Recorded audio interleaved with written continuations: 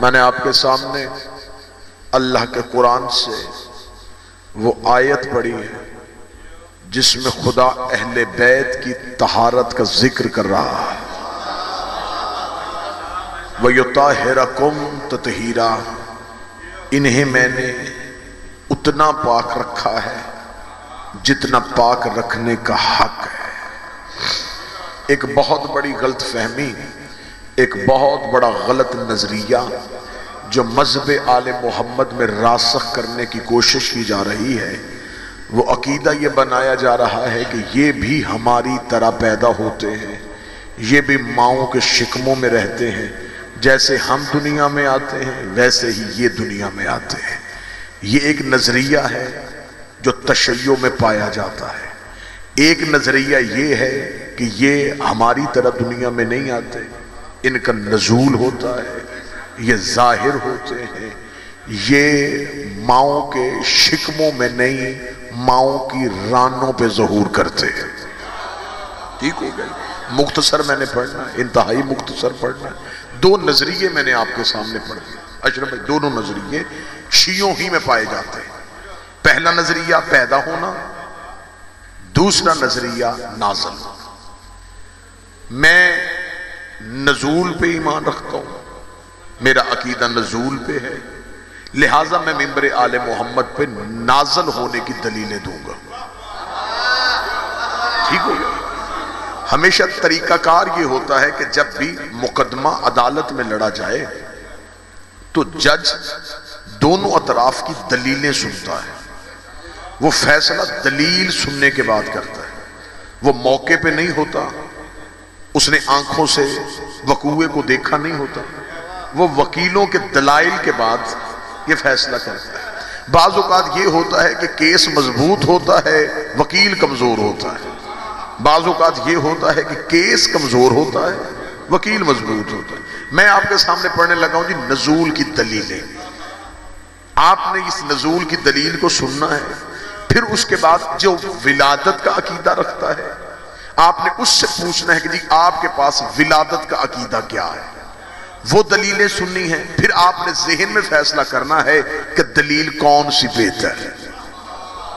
کوئی لڑائی نہیں، کوئی جھگڑا نہیں، کوئی گریبان پکڑنے کی بات نہیں، کوئی گالم نہیں، کوئی گلوچ نہیں۔ دلیل دینے لگا ہوں میں اپنے عقیدے پہ۔ ہمارے ہاں عقیدہ ہے کہ ہم آل محمد کے نزول کے قائل ہیں۔ ٹھیک ہو گیا؟ خدا نے خلقت انسان کا جب ذکر کیا تو خدا نے قرآن میں واضح طور پہ اعلان کیا کہ ہم نے انسان کو نطفے سے پیدا کیا۔ اِنَّا خَلَقْنَا الْإِنسَانَ مِن نُطْفَةٍ امْشَاج، ہم نے انسان کو ایک قطرے سے پیدا کیا۔ تو توجہ فرمانی ہے تھوڑی، آپ نے تھوڑا بولنا میرے ساتھ۔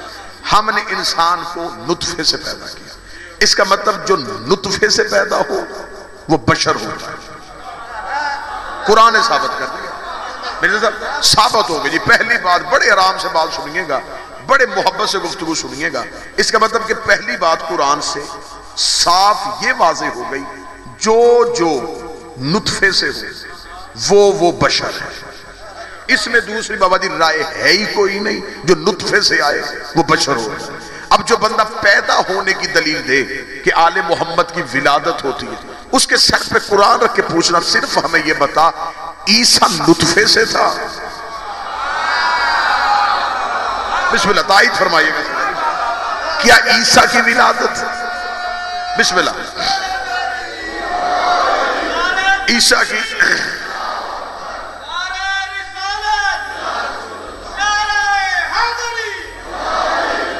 دو تین دلیلیں میں نے دینی ہیں، دو تین ہی وزنی، ورنہ اس پہ اشرا پڑھا جا سکتا ہے، اس پہ گھنٹوں بولا جا سکتا ہے۔ میں دو تین دلیلیں دے دوں گا۔ اس سے یہ پوچھنا ہے کہ ہمیں صرف اتنا بتا کہ جو حضرت عیسیٰ تھے کیا یہ نطفے سے تھے؟ اگر نطفے سے تو عیسیٰ کو تو باپ ہی نہیں تھا، عیسیٰ تو بغیر باپ کے دنیا میں آئے۔ وہ کہے گا جی عیسیٰ نطفے سے نہیں، قرآن نے خلقت عیسیٰ کا ذکر کرتے ہوئے کہا ہم نے عیسیٰ کو اپنے آمر سے پیدا کیا تھا۔ ہم نے عیسیٰ کو اپنے عامر سے دنیا میں اتارا تھا.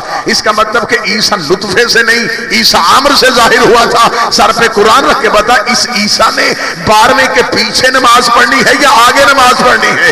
اگر پیچھے نماز پڑھنی ہے پھر مجھے مولوی بتائے جس کا مقتدی نطفے سے نہ آتا ہو وہ وارث پیدا ہوتا ہے یا نازل ہوتا؟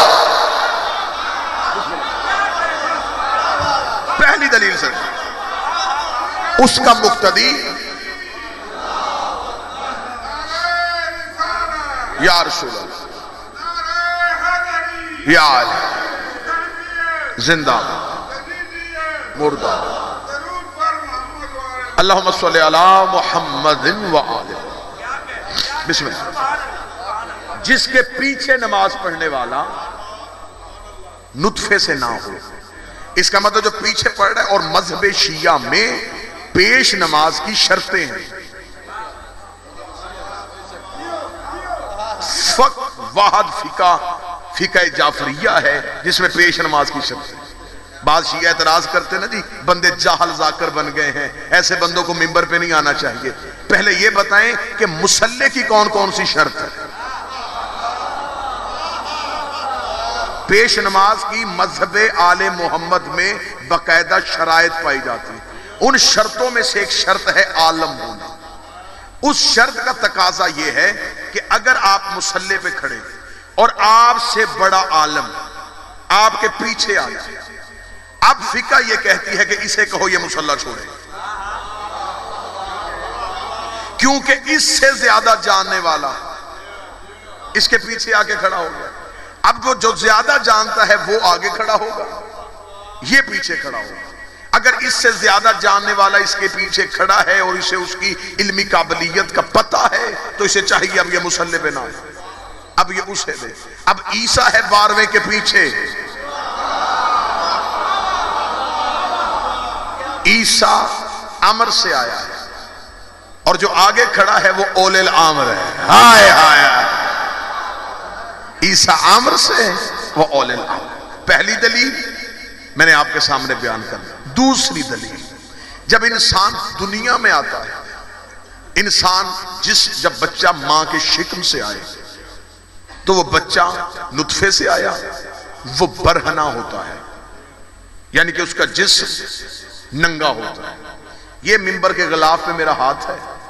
پاکستان کے کسی مدرسے سے لے کے حوزہ علمیہ نجف الاشرف، حوزہ علمیہ قم تک علمی دیانتداری، خطیبانہ ذمہ داری ہے. پورے وسوع کے ساتھ عقیدہ مذہب آل محمد کا آپ کے سامنے پڑھ رہا ہوں. ضرورت آج اس امر کی ہے کہ لوگوں کو عقیدہ سکھایا جائے. لوگ عقیدے سے پیچھے بھاگ رہے ہیں. بچہ دنیا میں آتا ہے تو ننگا، عریان، برہنہ آتا ہے. مجھے منبر کی عزت کی قسم ہے، مولوی سے کسی سے پوچھنا ان 14 میں سے کوئی ایک بھی برہنہ دنیا میں آیا؟ جتنے بیٹھے ہیں میں دلیل دینے لگا. نا نا نا نا، زبانی بات نہیں آپ نے سننی، زبانی بات نہیں آپ نے سننی. میں منبر پہ دلیل دیتا ہوں. ان 14 میں سے ایک بھی برہنہ، عریان، ننگا، جسم خالی لے کے دنیا میں نہیں آیا. یہ جب دنیا میں آتے ہیں یہ لباس پہن کے آتے ہیں، یہ لباس سمیت آتے ہیں، کیونکہ وہ آدم تھا جس کا اتارا گیا تھا، اس لیے کہ وہ جنت کا رہنے والا تھا. یہ مالکان جنت ہے. یہ دنیا میں برہنہ نہیں آتے. اگر مولوی پوچھے کہ دلیل کیا ہے کہ یہ دنیا میں کپڑے پہن کے آتے ہیں، ان میں سے جو بھی دنیا میں آیا ہے اس نے آتے ہی سجدہ کیا ہے، اس نے آتے ہی اللہ کو سجدہ کیا ہے. اور سجدہ ننگے نہیں ہوتا، لباس کے ساتھ ہوتا.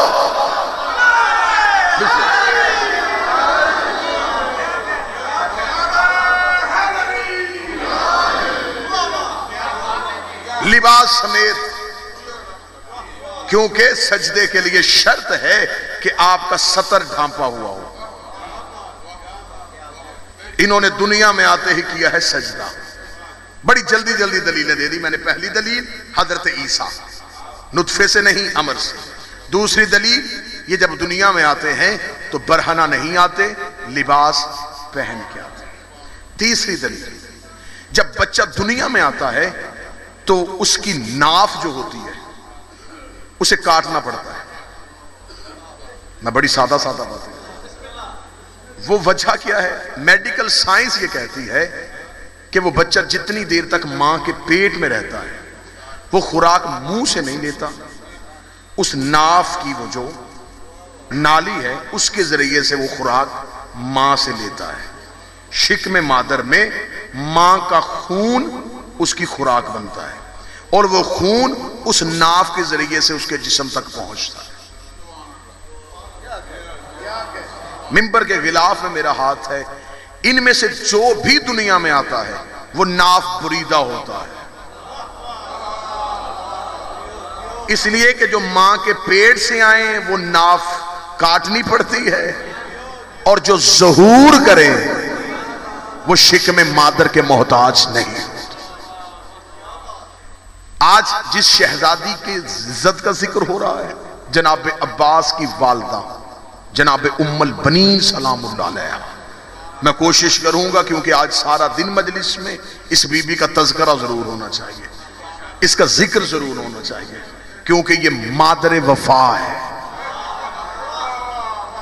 جس بی بی کے دن گزر گئے ہیں وہ نبوت کی کان تھی، یہ وفا کی کان ہے، اس سے نسل وفا چلی ہے۔ جناب ام البنین کہتی ہے کہ میں نے امیر المومنین، اور اس بی بی کا لقب ام البنین ہے، نام اس کا بھی فاطمہ ہے۔ خاندان کا شجرہ جا کے رسول کے خاندان سے ملتا ہے، اس بی بی کا شجرہ نسب خاندان رسالت سے جا کے ملتا ہے، بنی کلاب سے اس کا تعلق ہے، نام فاطمہ ہے۔ بی بی کہتی ہے کہ میں نے امیر المومنین کو گھر بلایا، گھر بلا کے میں نے امیر المومنین سے کہا یا علی میں نے خواب دیکھا ہے، وہ خواب میں نے یہ دیکھا ہے کہ میں بیٹھی ہوں اور چاند میری گود میں آ گیا ہے۔ جتنی بھی کتابیں جو بی بی کے حوالے سے لکھی گئی ہوں، سرکار وفا کے حوالے سے لکھی گئی ہوں، اس میں اس خواب کا ذکر ضرور ملے گا۔ بی بی کہتی کہ میں نے دیکھا کہ چاند میری آغوش میں آ گیا ہے، اتنا کہنا تھا تبسم علی ابن ابی طالب، بی بی کہتی میں نے خواب سنایا اور علی مسکرائے۔ جب علی مسکرائے تو میں نے کہا مولا میں نے آپ کو خواب سنایا اور آپ مسکرا رہے ہیں۔ علی مسکرا کے فرماتے ہیں کہ اب اس کے آنے کا وقت آ گیا ہے جو چاند ہے بنی ہاشم کا۔ یہ کہنے کے بعد امیر المومنین نے مجھے ایک تسبیح بتائی، بی بی کہتی وہ تسبیح مجھے امیر المومنین نے کہا کہ فاطمہ آج رات تو نے اس تسبیح کا ورد کرنا ہے۔ بی بی کہتی میں مصلی عبادت پہ تھی، میں اس تسبیح کو پڑھ رہی تھی۔ بی بی کہتی جتنی تعداد علی نے مجھے تسبیح کی بتائی تھی، جیسے جیسے تعداد ختم ہوتی جا رہی تھی ایک نور کا حالہ میرے ارد گرد بنتا جا رہا تھا۔ تھوڑی دیر بعد میں نے دیکھا کہ میرے چاروں طرف ایک نور کا دائرہ ہے جہاں روشنی ہی روشنی ہے۔ بی بی کہتی میں نے آنکھوں کو بند کیا، آنکھوں کو بند کر کے میں نے تسبیح پڑھنی شروع کی۔ بی بی کہتی میں تسبیح مکمل کرتی رہی، عباس کا جسم بنتا گیا۔ فجسد عباس، عباس بنتے گئے اور عباس میری گود میں تھے۔ میرے 11ویں بادشاہ فرماتے ہیں ہم ماؤں کے شکموں میں نہیں، ہم ماؤں کی دائیں ران پہ ظہور کرتے ہیں۔ اب میں یہاں پہ دوسرا لفظ بھی ضرور کہوں گا، اب یہاں پہ جب آپ پوچھیں گے چند بندے کہیں گے پھر یہ جو جناب محسن کی شہادت پڑھی جاتی ہے اس کا کیا راز ہے، تو اس بارے میں آپ کو میں ضرور کہوں گا۔ جناب محسن ماں کے شکم میں نہیں بی بی کے ہاتھوں پہ تھے۔ 2 ماہ 10 دن جناب محسن کی عمر مبارک تھی۔ جناب محسن کی دنیا میں آنے کو پوشیدہ رکھا گیا تھا۔ اسم مسمہ ہوتا ہے، نام جاتا ہے ظہور کے بعد۔ جناب محسن کا نام دنیا میں آنے کے بعد محسن رکھا گیا، اگر وہ دنیا میں نہ آتے تو نام پہلے تجویز نہ ہوتا۔ مولا اور اس کے لیے اگر کوئی بہت زیادہ علمی دلیل مانگے تو رسول نے کہا تھا میری اور علی کی نسبت ایسے ہی ہے جیسے موسیٰ کی ہارون کے ساتھ تھی۔ جناب موسیٰ کی بھی ایک بیٹی تھی، رسول کی بھی ایک بیٹی تھی۔ ہارون کے 3 بیٹے تھے، شبر، شبیر، مبشر۔ علی کے بھی 3 بیٹے ہیں، حسن، حسین، محسن۔ اور جناب محسن ماں کے شکم میں نہیں جناب سیدہ کے ہاتھوں پہ تھے۔ اس پہ اگر حوالہ چاہیں گے 17 سے زیادہ کتابیں عربی فارسی کی جناب محسن پہ لکھی جا چکی ہیں۔ اس کے لیے میں اور حوالہ دے دیتا ہوں، اگر آپ بغداد جائیں، بغداد میں نوابین اربع جو مولا کے نائب تھے، جو امام زمانہ سے غیب تھے، صغرا میں امام سے ملاقات کرتے تھے، ان میں ایک نائب ہے، اس کا نام ہے عثمان بن سعید۔ ان کا بغداد میں روضہ مبارک بنا ہوا ہے، اور ان کی سلام پہ ایک جملہ بڑا پیارا لکھا ہوا ہے، دو جملے میں سنا دیتا ہوں۔ پہلا جملہ لکھا ہے، سلام ہو اس پہ جو مہدی کی اتری ہوئی چادریں پہنتا ہے۔ کیا کہنے، کتنا عظیم منصب ہے، ہمارا سلام ہو اس پہ جو مہدی کی اتری ہوئی چادریں پہنتا ہے۔ اور دوسرا لکھا ہوا ہے، ہمارا سلام ہو اس پہ جو اس راز سے واقف ہے کہ بطول کے گھر میں بیٹے کیسے آتے ہیں۔ جناب محسن تذکرہ لازمی جناب محسن کا کیا جائے۔ جناب محسن 2 ماہ 10 دن کی ظاہری حیات طیبہ رکھتے تھے جب جناب سیدہ کے ہاتھوں میں تھے، اور عرب کا قانون تھا کہ اگر عورت نو مولود کو ہاتھوں میں لے کے دروازے پہ آ جائے تو لوگ حملہ نہیں کرتے تھے، بالکل ایسے ہی جیسے حسین نے آخری وقت میں اصغر ہاتھوں پہ اٹھایا تھا۔ تفصیل کا وقت ہوتا میں آپ کو 30-35 منٹ میں جناب محسن کی شہادت سناتا۔ میں بسم اللہ 30-35 منٹ کا مضمون ہے جناب محسن کی شہادت کا۔ عرب کے قوانین میں سے ایک قانون تھا، کسی مرد کو یہ باہر مار رہے ہوتے، اس کی بیٹی، بیوی یا ماں یا بہن آ جاتی، یہ اسے چھوڑ دیا کرتے تھے۔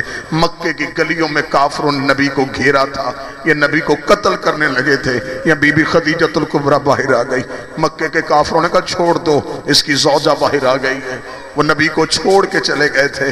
جب علی کے گلے میں رسی ڈال کے یہ باہر لے کے گئے، سیدہ نے کہا یا علی میں باہر آؤں؟ فرمایا زہرا تو نہ انہوں نے تیرا حیا کرنا ہے نہ تیری بیٹیوں کا۔ بس یہی وجہ تھی، کیونکہ مولا علی کی گوشہ نشینی کا دور تھا، جناب محسن دنیا میں آ چکے تھے، ماں نے ہاتھوں میں اٹھایا ہوا تھا۔ جب دروازے پہ شور زیادہ ہوا،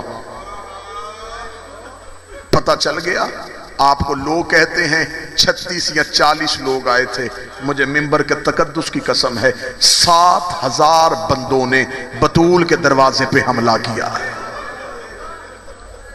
ابتدائی مجلس ہے، بڑی روحانیت ہے مجلس میں، 7000 لوگوں نے جناب سیدہ کے دروازے پہ حملہ کیا ہے۔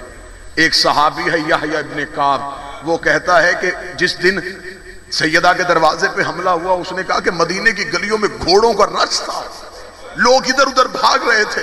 یا کہتا میں جلدی سے اپنے گھر سے باہر نکلا، میں نے یوں ہاتھوں سے لوگوں کو روکنا شروع کیا، ایک گھوڑا سوار کا میں نے گھوڑا پکڑا، میں نے کہا کیا ہوا مدینے میں، جنگ چھڑ گئی ہے؟ اسے کہا جنگ نہیں چھڑی، بطول کے دروازے پہ حملہ ہوا۔ مسلمانوں نے زہرا کے دروازے پہ حملہ کیا ہے۔ اور یہاں میں یہ لفظ ضرور کہوں گا آپ سادات کے گریے کے لیے، یہ قتل علی کے ارادے سے آئے تھے، یہ علی کو قتل کرنا چاہتے تھے، یہ چاہتے تھے کہ ہم علی کو گھر میں جا کے قتل کریں۔ زیادہ لوگ اس لیے لے کے آئے تھے کہ قتل علی کسی ایک کے سر پہ نہ آئے، ہجوم حملہ کر دے اور علی قتل کر دیے جائیں، تاکہ ہم پھر واویلا بلند کر دیں کہ ہم نے قتل عثمان کا علی سے بدلہ لے لیا تھا، جنہوں نے عثمان کو قتل کیا تھا وہی ہجوم آ کے علی کو قتل کر کے چلا گیا۔ یہ پورا ہجوم لے کے دروازے پہ آئے، علی اپنے حجرے میں تھے، سیدہ علی کے سامنے آئی، بیوی نے قدموں پہ ہاتھ رکھا، رکھے کہا تجھے بطول کی قسم یا علی تو نے دروازے پہ نہیں جانا، یا علی تیرے سوا ہمارا کوئی نہیں ہے، یا علی ابھی مجھے بابے کا زخم بڑا گہرا ہے۔ فرمایا بطول کے دروازے پہ آ گئے، بی بی نے کہا میں جاتی ہوں۔ جب بی بی اٹھنے لگی، جناب فضہ نے ہاتھ جوڑے، فرمایا جب تک کنیز ہے آپ نہیں جائیں گی۔ بی بی فضہ نے چادر پہنی، بی بی دروازے کے پیچھے آئی، یہ دروازے پہ کھڑے تھے، انہوں نے کہا من انت، تو کون ہے؟ جناب فضہ کی آواز آئی انا جاریت فاطمہ، میں زہرا کی کنیز ہوں، نام میرا فضہ ہے۔ انہوں نے کہا این علی ابن ابی طالب، ہمیں بتا علی کہاں ہے؟ بی بی کی آواز مشغول فی جمع القرآن، علی قرآن جمع کرنے میں مصروف ہے۔ انہوں نے کہا علی کو باہر بھیج ورنہ ہم دروازے کو آگ لگائیں گے۔ آگ لگانے کا نام آنا تھا، جناب زہرا نے یہ لفظ سن لیا. اب بی بی اٹھی, ہاتھ کا اشارہ کر کے فضہ تو اندر آ. بی بی دروازے کے پیچھے کھڑی ہوئی. بی بی نے کہا پہلے میری کنیز تھی, انا فاطمہ تو زہرا, اب میں محمد کی بیٹی فاطمہ بول رہی ہوں, میرے دروازے پہ اونچا نہ بولو, میری بیٹیاں ڈر گئی ہیں, میری زینب بڑی چھوٹی ہے, میری کلثوم بڑی چھوٹی ہے, میں نے منت کرنے کے میں نے 2 جملے پڑھ دینے ہیں. اتنا کہنے کے بعد انہوں نے کہا علی کو باہر بھیج. بی بی نے کہا علی قرآن جمع کر رہا ہے.